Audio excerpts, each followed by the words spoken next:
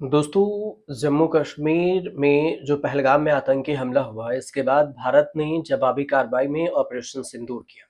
उसके बाद पाकिस्तान ने पलटवार किया और पाकिस्तान लगातार सीज फायर किया। इसके साथ-साथ कई सारी संधि हुई जिसे टूटा। लेकिन अचानक से ये बात आती है कि 10 मई से बातचीत हुई और सीज फायर का ऐलान किया गया। अमेरिका ने सीज फायर का ऐलान किया और इस बीच में 3 से 4 घंटे के अंदर अमेरिका की मध्यस्थता के बीच पाकिस्तान ने उस सीज फायर को तोड़ दिया। लेकिन जो भारत को इस बीच में जो नुकसान हुआ वो एक वीर सैनिक के तौर पर।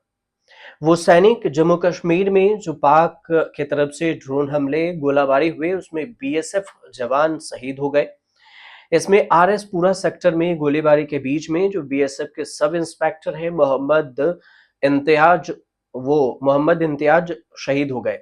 मूल रूप से मोहम्मद इम्तियाज उत्तर प्रदेश के निवासी हैं और वो ड्यूटी कर रहे थे सीमा पर, उन्हें गोली लगी और इस घटना के बाद जो सीज फायर हुआ था इसके कुछ ही घंटे बाद ये खबर आती है।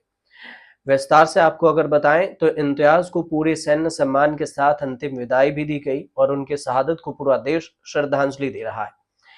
जो आरएस सेक्टर में है वहीं पर सीज फायर के बाद जो गोलाबारी हुई उसी में ये घटना घटित हुई। लेकिन जब वो घायल हुए थे इस गोलाबारी में तो उन्हें अस्पताल में ले जाया गया था, लेकिन ज्यादा खून बहने की वजह से उन्हें बचाया नहीं जा सका। इम्तियाज उत्तर प्रदेश के रहने वाले हैं। इस बीच में आपको ये भी बता दें कि कई बार अपने काम के लिए, परिस्थिति के लिए, उन्होंने परिस्थिति संभालने के लिए उन्हें जाना जाता है कि अब गर्व की वजह से भी देखिए 2 बातें हैं कि पूरे देश को गर्व उन पर है ही, दुख भी है कि वो अब हमारे बीच नहीं है। ये घटना ऐसे समय में सामने आई है जब भारत और पाकिस्तान दोनों के बीच में युद्ध विराम का ऐलान किया गया था, सीज फायर का। और पाकिस्तान ने इस सीज फायर को तोड़ा। इसी में एक जवान, जो भारतीय जवान बीएसएफ के हैं, उनकी डेथ हो जाती है। इसके बारे में जो सोशल मीडिया पर भी पोस्ट लिखा गया, बीएसएफ की तरफ से भी लिखा गया। बीएसएफ के महानिदेशक और सभी रैंक के अधिकारी 10 मई को जम्मू के आरएसपुरा इलाके में अंतर्राष्ट्रीय सीमा पर पाकिस्तान द्वारा की गई गोलाबारी के दौरान राष्ट्र की जो सेवा में, उन्होंने जो पोस्ट लिखा है कि सेवा में बीएसएफ के सब इंस्पेक्टर मोहम्मद इम्तियाज द्वारा दिए गए सर्वोच्च बलिदान को सलाम करते हैं। प्रहरी परिवार इस कठिन समय में शोक संतप्त भी व्यक्त करता है और उनके साथ खड़ा है। इनका नाम मोहम्मद इम्तियाज है, 7 बीएन बीएसएफ के हैं। इनकी बहादुरी की पूरे देश को गर्व है। आरएस पूरा सेक्टर में इनकी तैनाती थी।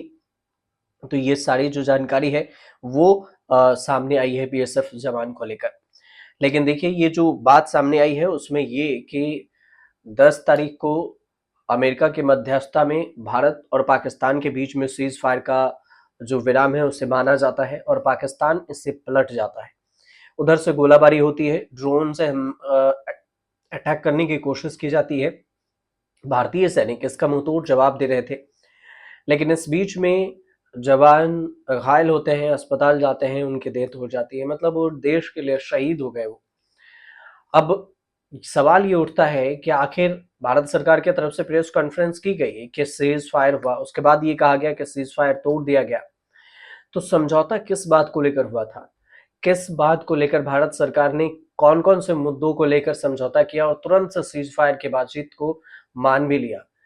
खुद ही आधिकारिक बयान यह है कि 3 बजे के करीब में 1 से 3 बजे तक में बातचीत हुई और फिर 5 बजे इसका ऐलान किया जाता है। डोनाल्ड ट्रंप ट्वीट करते हैं और इसके बाद भारत सरकार इसकी प्रेस कॉन्फ्रेंस करवाती है विदेश मंत्रालय के द्वारा।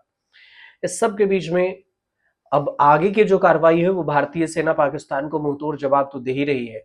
आगे क्या कुछ होगा इसके लिए आप थोड़ा सा इंतजार जरूर कीजिए कि देश के जवान जो शहीद हुए हैं उसका बदला यूं ही जाया नहीं जाएगा। लेकिन देश को उन पर, जो मोहम्मद इम्तियाज हैं, जो देश के लिए उन्होंने अपनी जान न्यौछावर कर दी है, उनको गर्व है। आप इस पूरे मामले को लेकर जो ये पूरे घटनाक्रम है, सीज फायर मानना फिर इसका उल्लंघन करना, आपकी क्या राय है हमें कमेंट जरूर कीजिएगा और बताइए।